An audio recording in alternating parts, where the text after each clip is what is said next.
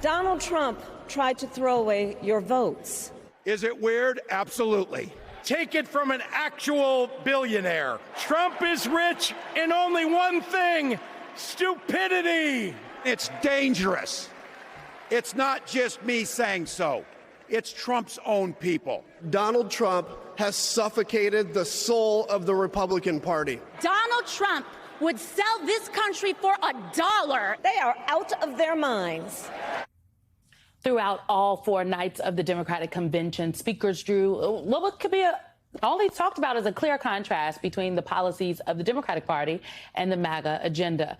It was all capped off by Vice President Harris, whose keynote address left no doubt about what is at stake in this election.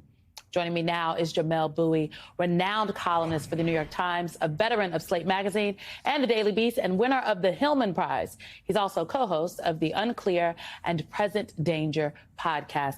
Jamelle, it is so great to have you with us today. I'm just wondering, what is your biggest takeaway from this 4-day convention? What stood out most to you? The most interesting thing about the entire message from the Democrats and from the Harris campaign and from Vice President Harris herself is that they have presented themselves as the challenger of sorts. Now, remember, the vice president is the sitting vice president, but in the rhetoric of the Democratic Party throughout the convention, it's as if Trump is the incumbent and they are the challenger. And in some way, this is a fair frame. Trump has not really ever left the scene. He even acts like he's still the president in some way, shape, or form. But it's a very effective way of going after the Republicans because it sticks them with, I think, all of the disruption of the past 8 years.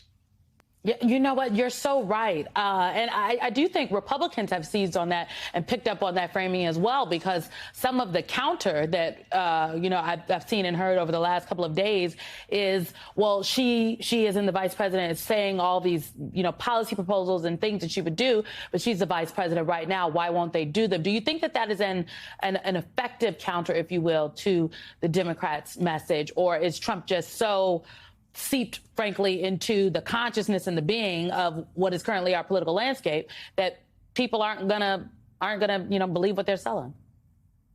I'm not sure it's a very effective pushback. For one, I mean, the funny thing about running this sort of like I'm not the incumbent, but I am the incumbent campaign is that Harris can point to the accomplishments of the Biden administration. Mm-hmm. She can say, we did the COVID recovery, we did the Inflation Reduction Act, we did the CHIPS Act. They can point to all these things.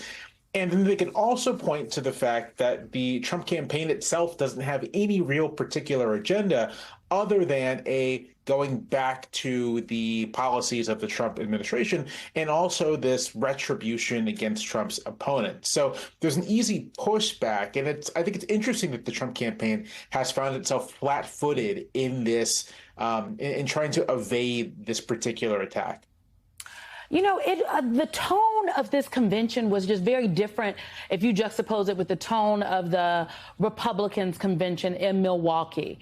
And I was very struck by the vice president talking about, in her speech, the privilege of being an American. You heard her say, "I love this country." And you juxtapose that with some of the things that Donald Trump has said about America, and he's kind of like trash talking America. Just the tone and tenor here, it just really feels I know people are talking about joyful and buoyant, but it also doesn't. It's not squarely partisan. It feels very like nationalistic, if you will. Like it feels like we're still in that euphoria of the Olympics. Did you gather that feeling from folks? No, I saw that as well. Way back when, 20 years ago, in 2004, I distinctly remember the Bush campaign against John Kerry kind of portraying him as like vaguely un-American, right? Like this guy, he's rich and he windsurfs and we can't really trust that he really is one of us. And Democrats in this cycle have basically taken that and completely reversed it. They have taken ownership of the symbols of Americana and patriotism and presented the Democratic Party as the embodiment of this love of country. And they're explicitly contrasting it with the Trump campaign. The RNC was all sort of less about, isn't it great how America is, but it was very much, isn't it great look at how great Donald Trump is.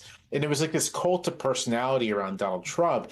And the Vice President Harris went after that as well, saying, you know, this is someone who only really cares about himself, doesn't really care about doing well by you, which is a thing which was kind of the message of the RNC. You know, there were a lot of stars, if you will, rising stars of the party that graced the stage. I want to play some sound for you from just a few of those folks who we saw this week. I believe in a better politics, one that finds us at our most decent and open and brave. Like women across America, we just GSD. Get stuff done. For us to prove what Americans can do when the pressure is on. Are you ready for bright hope? Are you ready to fight for our freedom? The last speaker there was Congresswoman Lisa Blunt Rochester, who's running for Senate in Delaware and who truly is a prolific speaker every time I have heard her. This often felt like a huge celebration. And when I've been talking to, I was at the convention for a couple of days this week, and as I'm talking to folks, they were very excited. They were talking about the crowds, how they feel like they've got it. And I just, you know, I worked for Bernie Sanders, Jamel, and crowds don't vote, okay? They don't vote. And you have to be able to take this energy and harness it and have an infrastructure to turn people out to vote. Do you think that, I know the Harris campaign has the infrastructure, but do you think that perhaps coming out of this convention, some folks are a little too excited, like it feels a little too good to be true for those Democrats? You know, one thing that I noticed throughout the proceedings is that even in this mood of celebration, the keynote speakers especially have been reminding people again and again that, you know, this is going to be a close election. You still have to vote. You still have to turn out. And I think that Democrats have learned from the past two election cycles. They've certainly learned from 2016, where the confidence kind of tipped over into overconfidence. I think there's a real awareness, both among Democratic leadership, but among rank and file Democrats, among just people who don't want to vote, don't want Trump to be president, that you have to actually go out and vote. I know when I speak to, you know, regular voters, there's always this paranoia almost. It's sort of like, you know, the Trump supporters will come out and swamp our votes, and so we have to go vote.